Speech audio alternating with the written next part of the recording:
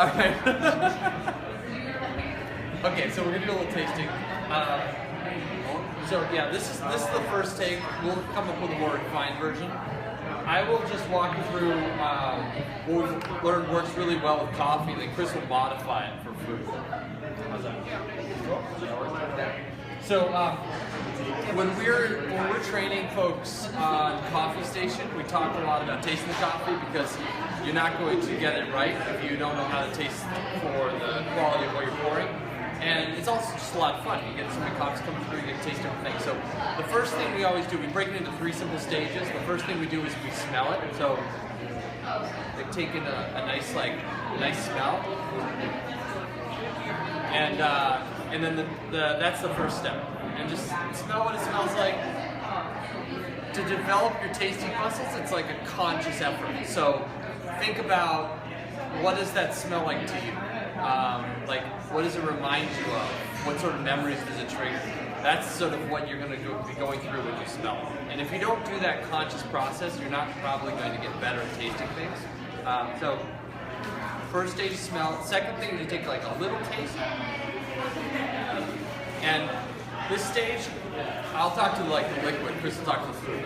This stage, like, your mouth is getting acquainted with it, right? So you're not trying to taste all like the little nuances.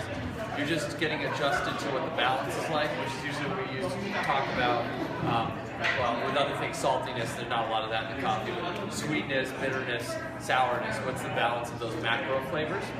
And then you can come back to the third stage where you taste it again. This time, you taste a little further, and your mouth's already accustomed to it, especially with coffee. Like the first little taste of coffee, it's like a little bit shocking to your taste buds. It just tastes like coffee. But you come back at it with the second taste, and you can start tasting a lot more. So that's tasting liquids. You want to add any things that are a little different for tasting food? Yeah, I think with tasting food, again, I think Aaron touched on, you want to be conscious of what you're doing. So you really want to focus on the food that you're tasting. And then we also talk about taste over time. With the very first bite that you take, you're tasting on your tongue like Eric spoke about. So you're tasting textures, and you're tasting sweet, salty, sour, bitterness. And then that middle part, when you're chewing, you end up taking a deep breath as you're chewing that food. And then you get a lot of the aromas up through your nose and nasal passage. So you'll start to pick up other scents and flavors that you smell with your nose. Strawberry, cumin, coriander, things of that nature. And then you end up swallowing the food, and you get this sort of savoriness to it. So when you swallow it, you'll notice like some stuff linger, and then taste change on your tongue and mouth as it goes down. So we got some really neat salads here. They all have different properties, right? So potato salad, it's got some creaminess, crunch from the beans, some al denteness from the carrots and the pasta. Those are all textures, sweetness. Then you get the aroma, and then you get the finish. Texture matters with like the coffee and other liquids too. Like, we like the nettles and the peppermint tea a lot because they add a little viscosity. It's like they don't have much flavor, but they add a little thickness to it. And often peppermint tea tastes a little thin. But you can also taste with food, it's even more apparent. Like the slipperiness of like the orzo here is like a lot of the fun of that dish. It has to do with the texture. And if it was a totally different texture, it would taste like something different to you, like your own experience. You're also looking for balance. Like, why does that taste good? There's probably balance between mouthfeel, which is crunchiness or softness or mushiness. You also have balance between the saltiness and the sweetness, and also acid and bitterness, and all those things. If they're balanced really well, they heighten the flavors and really make something taste well. If they're out of balance, they can taste offensive. So that's part of what you're tasting for, and also seeking for. And I think this is, we've said plenty, but just to wrap it up, a lot of what you'll find us looking for at Clover is really clean flavors. And by that we mean stuff that doesn't taste old, it doesn't taste oxidized, all those other flavors that come with age.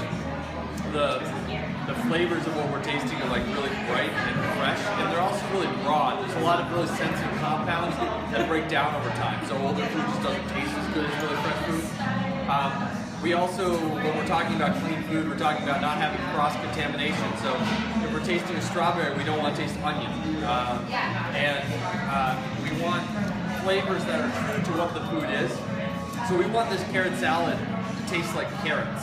We don't want to drown it with other things. We want to find carrots that are really flavorful and beautiful, have this big, deep, and broad flavor inherent to them, and then we want to enhance and support that instead of finding a carrot that doesn't have much flavor and finding ways to mask it and cover it up.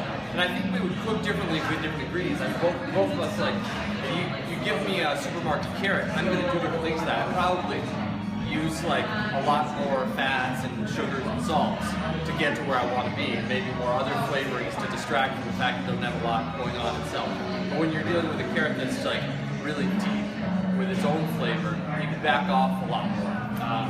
And so in a lot of our food, we're looking for like clean taste, clean flavors, which often means it's like simple, and it's also really, really fresh tasting with no chemically taste and cross-contamination.